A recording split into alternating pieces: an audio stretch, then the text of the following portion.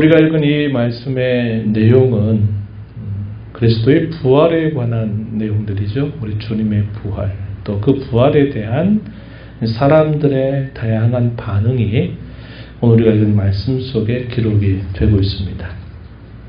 우리가 지난 시간에 살펴봤던 내용들은 그리스도께서 십자가에 달리셨을 때 어떠한 일이 있었는가, 그리고 그 십자가에 달리신 주님을 바라본 역시 사람들의 다양한 반응을 우리가 살펴보고, 예수님이 운명하시게 될 때 일어났던 특별한 사건을 좀 주목했습니다.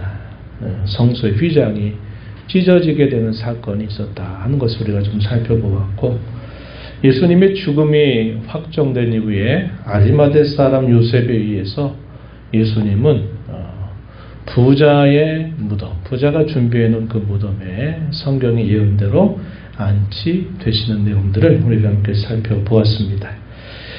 우리 주님께서 만약에 그의 죽음심으로 모든 것이 끝나고 말았다면 그것은 우리에게 복음이 되지 못할 것입니다.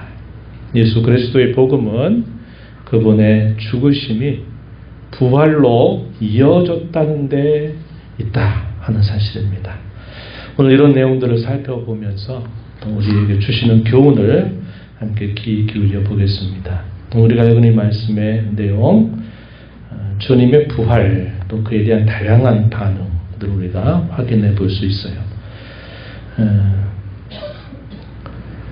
내용들을 좀 살펴보면은 예수님이 십자가에 달리시고 운명하시고 난 이후 아마도 우리의 시간으로는 금요일 오후 3시경에 운명을 하시고 예수님이 이제 안치되게 되는 시간까지 좀 시간이 흘러갔을 것입니다. 그리고 안치되고 난 이후에 안식일을 맞게 되고, 또 안식일 금요일 저녁부터 토요일 저녁에 이르는 시간, 안식일을 보내게 되죠.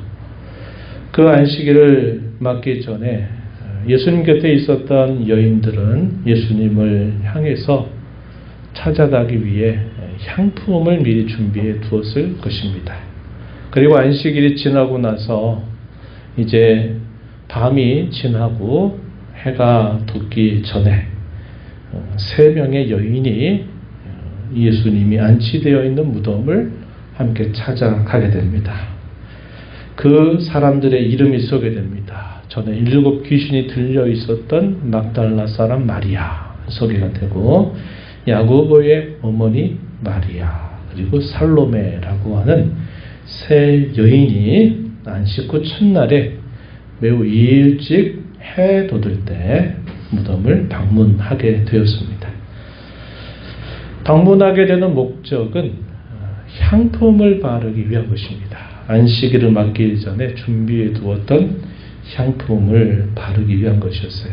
이 향품을 바른다라는 얘기는 이 존경과 사랑을 나타내는 그런 표시가 될 것입니다.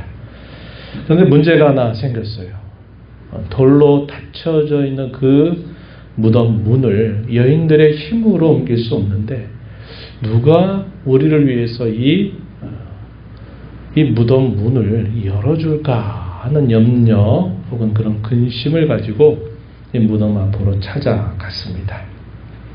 그런데 깜짝 놀랄 만한 사실이 그들의 눈앞에 펼쳐지죠. 돌문이 열려 있었습니다. 돌문이 열려 있었고, 또 특별한 더 놀라운 사실은 거기에 흰옷을 입은 한 청년, 우리 천사로 알고 있는 존재죠. 한 천사가 우편에 앉아 있는 모습을 발견하고서는 사스라치게 놀라는 모습을 그들이 나타내게 됐습니다. 보면 4절 말씀에 보니까 이렇게 표현했어요. 눈을 들어본 적 벌써 돌이 굴려져 있는데 그 돌이 심히 크더라. 이 말은 사람의 힘으로, 더더군다나 여인의 힘으로는 옮길 수 없는 아주 무거운 돌이죠. 장정들이 함께 몇 명이서 옮겨야만 옮길 수 있는 정도의 아주 큰 돌이었다. 5절에 보면 무덤에 들어가서 흰옷을 입은 한 청년이 우편에 앉은 것을 보고 놀랐다. 이렇게 표현했습니다. 그 흰옷을 입은 한 청년 혹은 천사의 증언, 그 내용들이 소개되고 있는데 6절, 7절 말씀에 기록되고 있어요. 예수 그리스도께서 부활하셨다라고 하는 가장 첫 번째의 증거는 바로 흰옷을 입은 한 천사에 의해서 시작되었다 하는 것을 보여줍니다.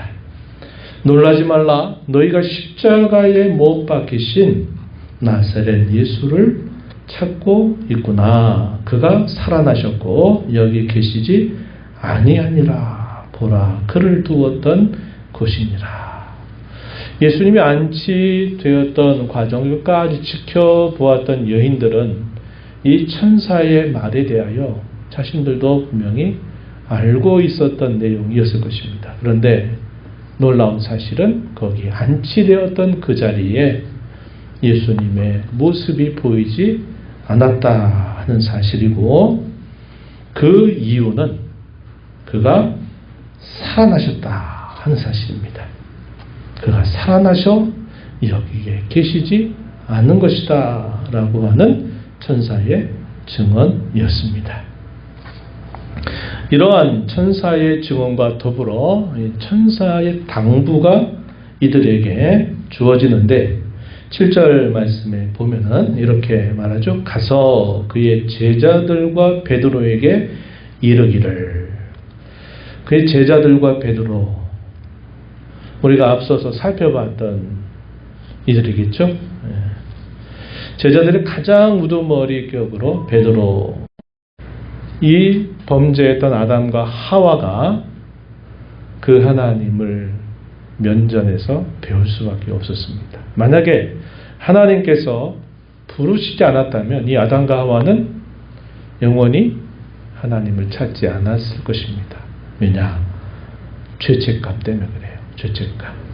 하나님이 먹는 날에는 정령 반드시 죽을 것이다 라고 하는 그 말씀을 분명코 하셨기 때문에 그 금령의 실과를 따먹음으로 하나님 말씀에 불순종한 그 죄책은 너무나도 큰 것이었습니다. 하나님이 범죄한 아담과 하와를 이름을 불러서 그들을 하나님 앞에 서게 하신 것이 그들의 너무나 두려운 순간이었지만 그것이 결국 은혜의 시작이었다 하는 겁니다. 하나님이 그들을 부르신 것은 벌 주시려고 하기보다는 궁극적으로는 그들을 건져주시기 위한, 구원해 주시기 위한 하나님의 뜻이 있었다는 것이죠. 여기 다른 제자들과 베드로 또한 그들이 스스로 예수님 앞에 찾아 나오기에는 너무나 많은 말을 했단 말이죠.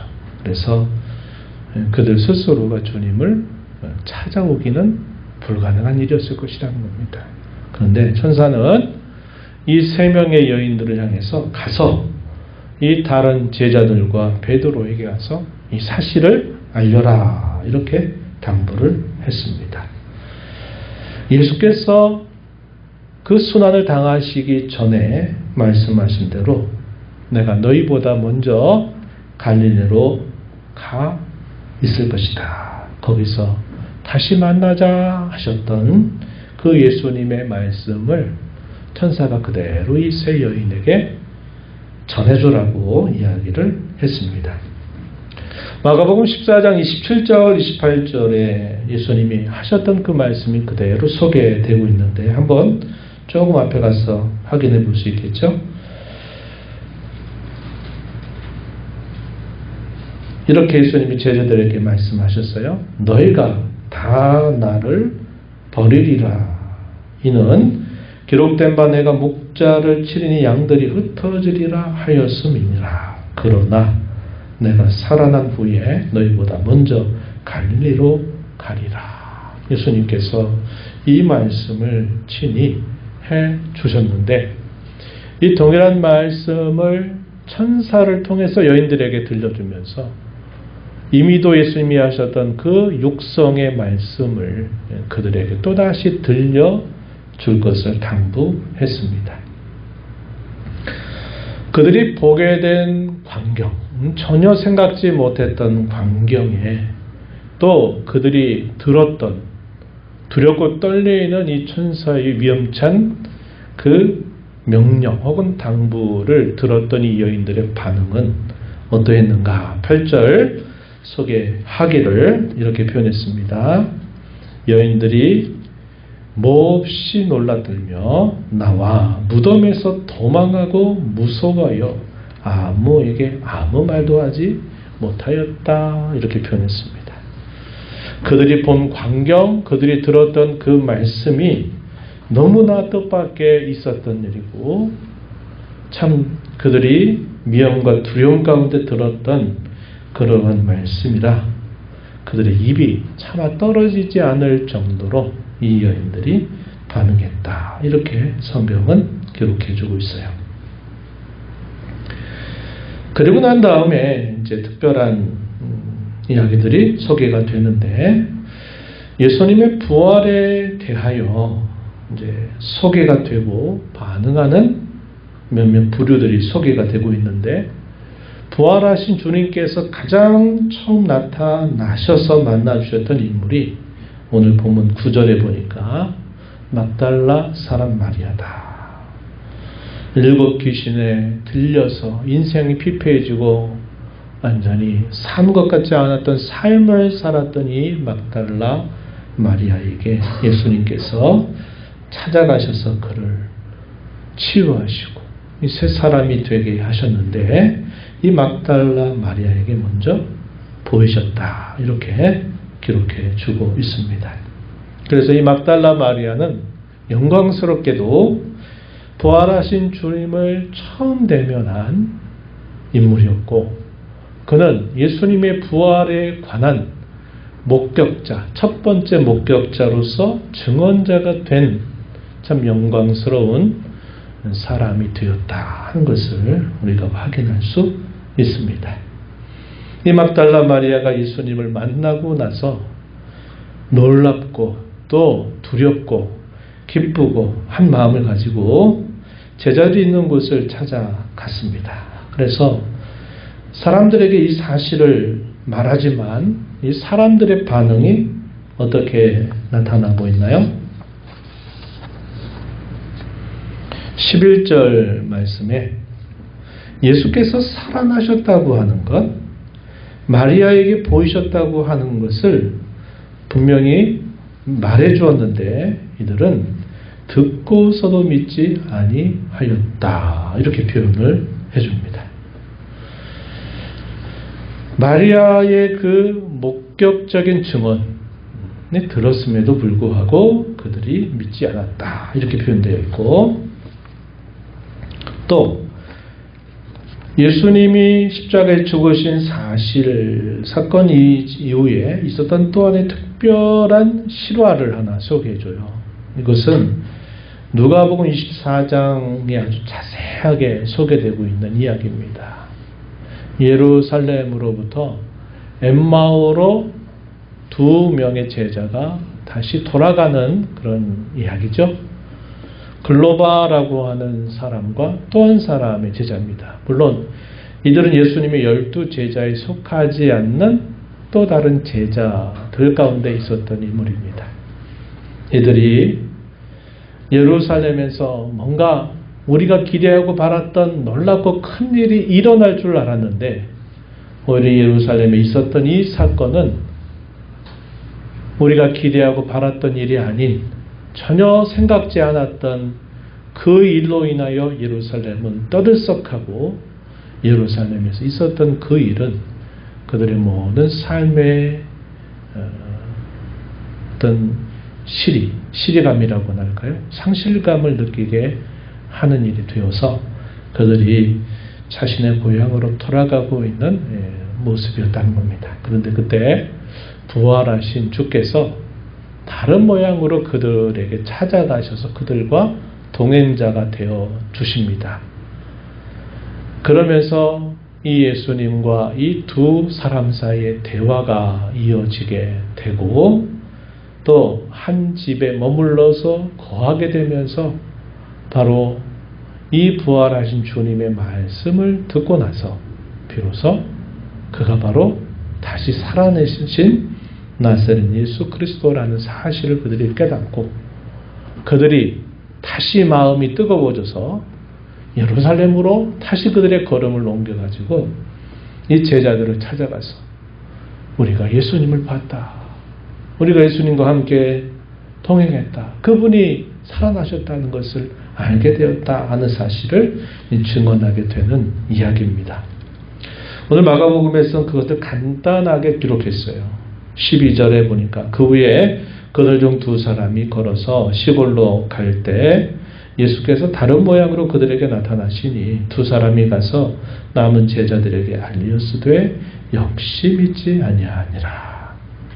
주목할 표현이 뭘까요? 역시라는 말입니다. 앞에서 막달라 마리아의 증언을 들었던 제자들의 반응은 믿지 않았고 또 엠마오로 가고 있었던 두 다른 제자들의 증언을 들었음에도 역시 믿지 아니했다. 이 말은 예수님의 부활에 대하여 그들은 믿을 수 없다. 도무지 믿을 수 없는 일이다. 라고 여전히 동일한 반응을 보였다는 것을 보여주고 있다는 겁니다. 그 내용들이 이제 오늘 우리가 읽은 이 말씀에서 소개되고 있어요. 오죽 이렇게 믿지 아니했으면 이제 예수님께서 그들이 있는 곳에 직접 나타나셔가지고 그들을 책망하시면서 그들에게 말씀하시고 또 한편으로는 그들에게 평안을 비시면서 예수님이 살아나셨음을 그들에게 확증시켜 주신 일이 있게 됩니다.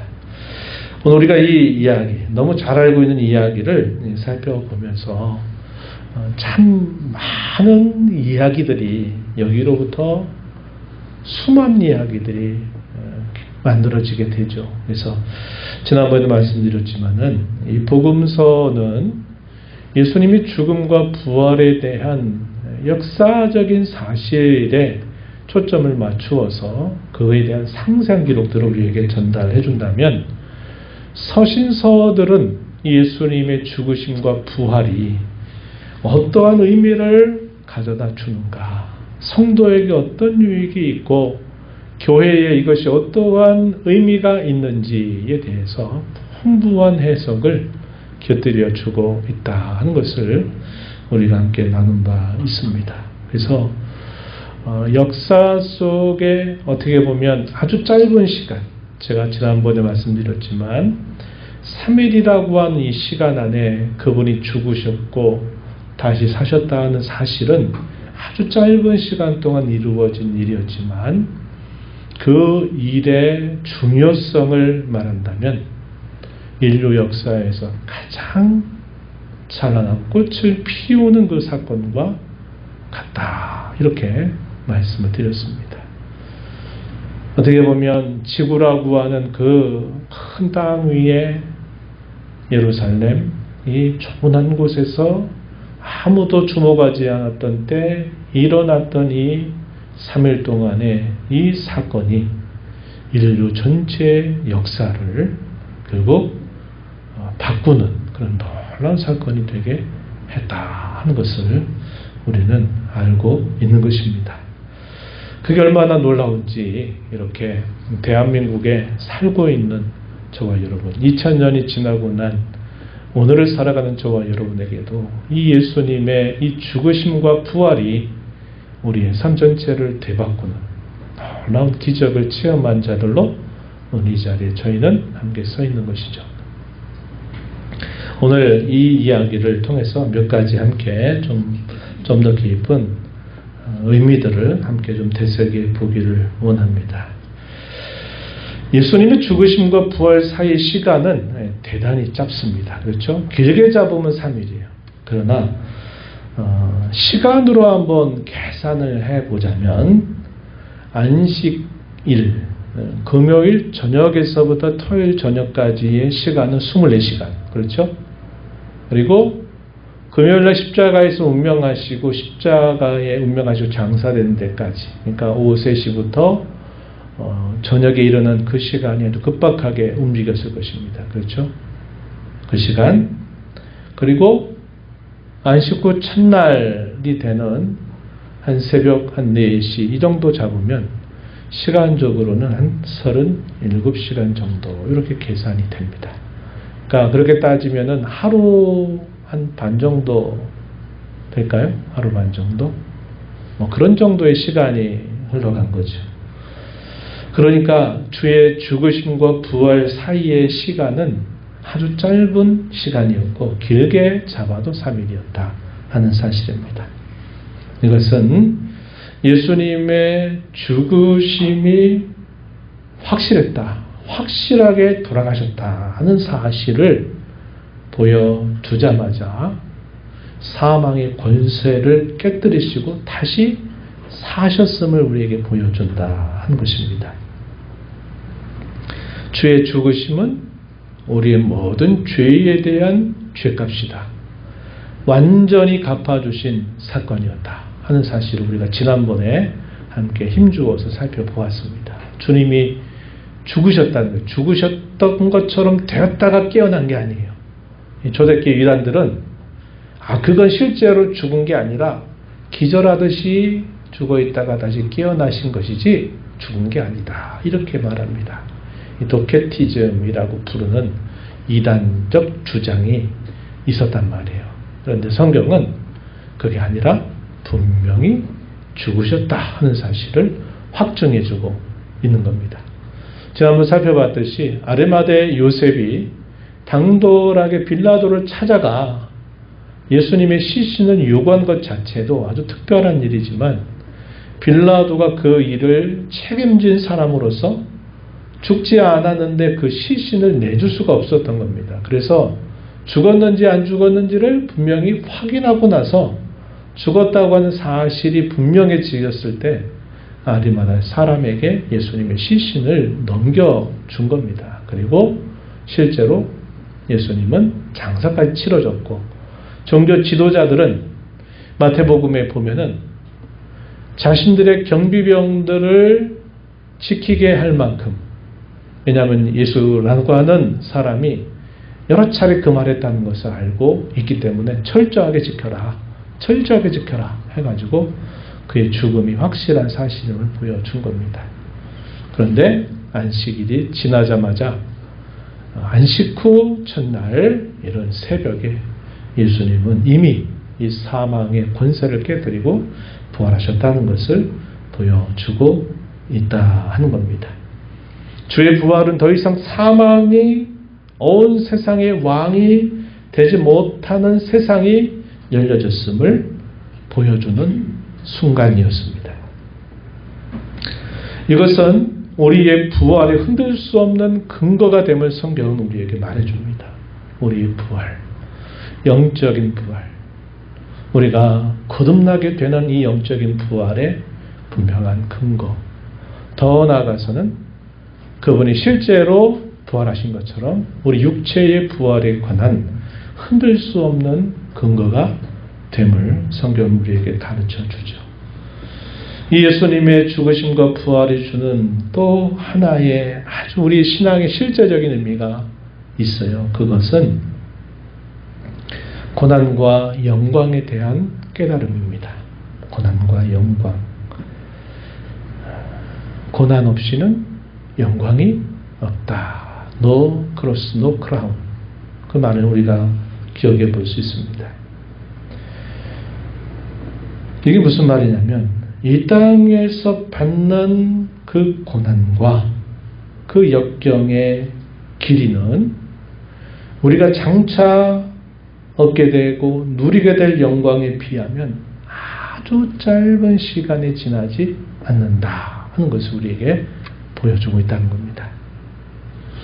우리가 욥의 이야기를 계속 살펴보고 있어요. 그죠? 욥이 극심한 그 고난을 당하면서 그 고난을 견디어가는 과정, 참 힘겹고 끝이 없는 것처럼 보이고 오히려 사망이 금방 찾아오리라고 직감하듯 말하는 이 욥의 모습을 우리가 살펴보고 있어요. 그럼에도 불구하고 성경은 우리가 이 땅에서 받는 고난과 역경이라고 하는 것은 우리가 장차 누리게 될 영원한 영광에 비하면 아주 짧은 시간이라는 거예요. 주의 죽으심이 부활로 이어지게 되는데 아주 짧은 시간이 필요했던 것처럼 우리가 이 땅에서 살아가면서 믿음과 혹은 신앙 때문에 당하는 역경이나 시련과 고난이라고 하는 것은 아주 짧은 순간에 지나지 않는다는 것을 우리가 늘 마음에 기억하면서 살아가야 하겠습니다. 시편 30편 5절 말씀에 이런 말씀이 있어요. 그의 노염은 잠깐이요 그의 은총은 평생이로다. 저녁에는 울음이 깃들일지라도 아침에는 기쁨이 오리로다. 노염은 잠깐이지만 은총은 평생이다라고 말하고 있는 것처럼 우리가 이 땅에서 당하는 고난은 아주 짧은 시간에 지나지 않는다. 그리고 그 고난받는 동안 하나님은 그 고난의 현장에 우리와 함께 계시다는 것을 우리는 잊어서는 안 된다. 그것을 꼭 우리가 기억하며 살아야 되겠다 하는 것입니다. 두 번째는 왜 그들은 이렇게 증언을 하고 목격했다고 말함에도 불구하고 그들은 왜 그 예수님의 부활을 믿지 못했을까 하는 것을 우리가 생각해 볼 필요가 있다고 하는 것입니다. 예수님의 부활하심에 대해서 납달라 마리아 또 엠마오로 가던 두 제자들, 이런 제자들의 분명한 목격적인 증언이 있었고 그러한 말을 들려주어도 사람들이 믿지 않는 이유, 그것을 우리가 주목할 필요가 있다 하는 거예요. 사람이 갖고 있는 근본적인 문제, 이걸 치명적 오류라고도 부를 수 있을 겁니다. 그러니까 이런 거예요. 마치 용수철 알죠? 용수철. 이렇게 힘을 잡아서 탁 당기면 딱 늘어나다가도 탁 놓는 순간 원래의 모습으로 다시 복원해 가는 것처럼 우리 사람이 근본적으로 가지고 있는 이 치명적인 오류가 있다는 거예요. 근본적인 문제가 있다고 하는 것입니다. 이걸 우리가 늘 의식할 필요가 있다는 것입니다. 성경은 가장 근본적으로 우리는 죄와 부패로 전적으로 타락한 사람이다 하는 사실을 우리에게 보여주고 있어요. 그것으로부터 파생되고 있는 다양한 문제들이 이렇게 저렇게 수없이만이 우리 사람들에게 나타나게 되면서 참된 이 진리의 말씀을 여전히 믿지 못하고 있다는 사실을 우리는 알게 된다는 것입니다. 몰라서 그런 일은 있을 수 없다라고 생각하거나 그런 일이 있었다라는 사실을 모를 경우에는 그런 사실들을 동의할 수 없는 것이죠. 그렇죠? 이런 것도 있고요. 또 죄책감의 문제입니다. 죄책감에 대한 깊은 이 마음이 그의 마음을 계속 가득 메우게 될 때 어떤 사실들에 대해서 이 들을 수 있는 귀가 막혀버리는 일이 있기도 하다는 겁니다. 또 어떤 것들이 있을까요? 자기의 상황에, 복잡한 상황에 꽉 매여 있어서 심리적으로 정신적으로 옴싹달싹하지 못하는 그런 상황에 갇혀 있을 때는 어떤 이야기를 해도 그 말에 대해서 이렇게 받아들이질 못하는 모습이 있어요. 또 어떤 경우가 있을까요? 자기의 그 감정에 완전히 사로잡혀 있을 때 분이 나거나 아니면 극심한 염려와 근심이 자기 마음을 가득 채우게 돼서 불안한 마음과 혹은 두려운 마음들이 그의 마음속에 가득 차 있을 때, 이럴 때도 역시 어떤 사실들을 받아들일 수 있는 여지가 하나도 없게 되기도 한다는 겁니다. 이렇게 이야기하면 이게 좀 딴 얘기처럼 들릴 수 있겠지만 좀 가까이 한번 이야기해 볼까요? 이런 이야기예요. 예를 들어 우리가 예배 시간에 하나님의 말씀을 듣고서 오늘 이런 말씀을 이렇게 하는구나, 이렇게 해야 되겠구나 생각을 딱 했는데, 예배를 마치고 나서 이런저런 일 때문에 막 갑자기 막 마음이 분이 나고 막 감정이 막 그냥 확 차오르고 막 이렇게 되면은 순간 어떻게 됩니까? 하나님 말씀 들을 때 뭐 깨달았던 은혜, 뭐 어떻게 해야 되겠다고 하는 다짐이라고 하는 게 내 감정이 막 북받쳐가지고 뭔가 팍 폭발하는 순간에 그런 모든 것들은 다 백지 상태로 그 순간만큼 돌아가 버리는 경험을 우리가 하는 거예요. 자기의 어떤 뭐 이건 하나 이제 일례가 되겠지만 이런 경우들이 참 많아요. 우리 마음속에 뭔가 감정적으로 뭔가 불안하거나 아니면 분이 나거나 아니면 어떤 염려와 걱정이나 근심들이 가득 찼을 때 어떤 사실이 안 들어오게 돼요. 이런 일들이 어쩌다 있는 일이 아니라 자주 우리 마음속에서 우리 경험 속에서 일어나고 있다는 걸 우리는 주목해야만 한다는 겁니다. 물론 지나고 나면 아이고 왜 그랬을까 또 이렇게 생각하고 우리가 하나님 앞에 우리의 허물을 죄를 또 고하고 또 우리가 용서를 구하고 다시 시작하게 되지만 이런 일들이 늘 있는 거죠. 우리 잘 아는 요나 이야기 예전에 나눈 바 있죠? 요나 이야기. 요나가 왜 하나님 명령을 거절하고 욥바 항구로 가다가 타시스로 가지 않았나 우리가 하는 것들을 알죠.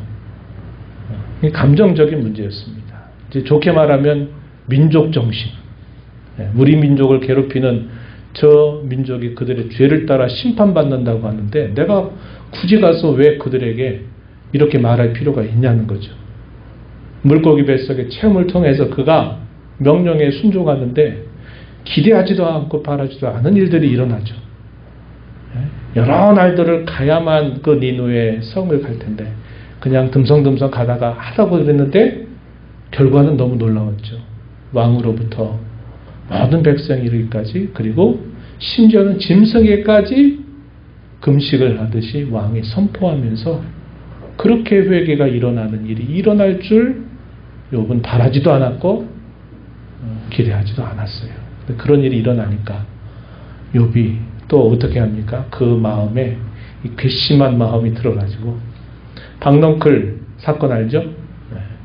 그 성이 어떻게 되나 심판되나 심판받나 그들이 어떻게 되나 보자 그래가지고 멀리 떨어져가지고 지켜보려고 하나 이렇게 임시 집을 하나 지었는데 햇볕이 너무나 뜨겁게 내리쬐으니까 뭐 민족 정신 뭐 심판 이런 것도 중요하지 않아요. 그 뜨거운 햇살에 아이고 죽을 것 같으니까 다른 모든 게 싹 관심이 없어져 버리죠.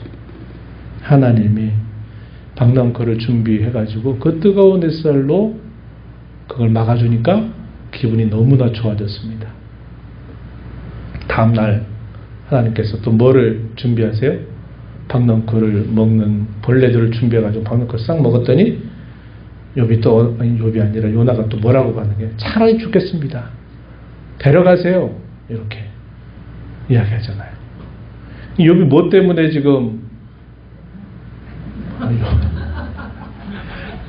계속 요나가 그 자기 감정 그거 하나 자기 마음속에 원하는 거하고 맞지 않는 것 때문에 분내고 또 그거 햇볕에 머리 가려준 것 때문에 기뻐하다가 또다시 그게 되니까 차라리 죽고 싶다고 이렇게 말하는 욥의 모습을 보면서 아, 참 이렇구나. 이게 우리 모습이구나 하는 걸 너무나 잘 보여줘요. 야, 네가 이렇게 있었다 사라지게 될 박넝쿨을 그렇게 네가 아꼈다면 앞뒤를 분간하지 못하는 이 수많은 사람들을 내가 아끼는 게 그게 뭐가 잘못됐냐. 하나님 이렇게 욥에게 말씀하시고 욥은 요나서는 거기서 딱 끝이 나버리게 되죠. 하나님에 관한 지식, 하나님의 속성, 하나님이 하시는 일도 자기 기분, 자기 감정에 흔들려 버리니까 그것도 중요한 게 아니에요. 우리가 이런 실수를 해서는 안 된다는 겁니다. 이 제자들이 그토록 예수님이 부활했다고 하는 말씀을 듣고서도 믿지 않았다 하는 것은 사실 우리 인간의 근본적인 문제가 무엇인가를 보여주는 하나의 사건이 된다는 겁니다. 그런데 반대로 이런 것이죠. 그 그리스도를 정말 믿고 받아들이게 된다면 우리의 모든 문제들은 한순간에 싹 사라져버리는 놀라운 기적이 일어나는 겁니다. 우리가 가지고 있는 근본적인 이런 약간 치명적인 오류라든지 감정적인 문제, 수많은 우리에 얽혀있는 많은 문제들도 우리가 그리스도를 제대로 바라보고 그분을 만나게 된다면 그 모든 문제들이 한순간에 싹 연기가 사라지듯이 사라져버리는 게 분명한 기적적인 일이다 하는 사실이죠. 우리가 이런 것을 통해서 우리 믿는 사람에게 있어서도 항상 우리 어떤 문제, 내 마음에 가득 차 있는 어떤 것들, 염려나 근심이나 때로는 추스리지 못하는 여러 우리의 마음의 여러 생각들 때문에 하나님의 말씀이 들리지 않고 하나님의 은혜가 우리에게서 메말라 버리는 일이 없도록 우리는 늘 조심하고 또 조심하는 자세를 가져야 되겠다 하는 것입니다. 마지막은 성경은 우리에게 무엇을 주는 책일까를 좀 생각하면서 우리가 성경을 읽고 또 그 말씀을 가슴에 새기면서 살아가자고 하는 겁니다. 오늘 본문에서 나타나지 않지만 제가 아까 말씀드렸던 엠마오로 가는 두 제자에게 다른 모습으로 나타나시는 예수님이 그들과 대화를 하시면서 쭉 그들의 가려졌던 영적인 눈을 예수님이 열어주십니다. 어떻게 하심으로써? 모세와 또 선지자와 시편을 통해서 나사렛 예수 그리스도의 죽으심에 대하여 그리스도에 대하여 그들에게 깨닫게 하심으로써 그들의 마음이 뜨거워지고 그들의 심령의 부흥이 일어나서 그들의 시골로 가던 그들의 걸음을 바꾸어 다시 예루살렘으로 향했던 모습을 보죠. 그래서 성경은 나를 증언하는 책이다. 성경은 예수 그리스도를 보여주는 책이다 하는 사실을 우리에게 보여주고 있어요. 이 중요한 목적을 우리는 늘 생각해야 된다는 겁니다. 우리는 성경을 통해서 예수 그리스도 또 온 천지와 만물을 창조하신 우리 하나님 아버지 우리 안에 내주하시는 성령 하나님에 관하여 우리는 성경을 통해서 끊임없이 발견하고 또 우리에게 주신 말씀이 뭔가를 항상 찾아내는 자세를 가져야 합니다.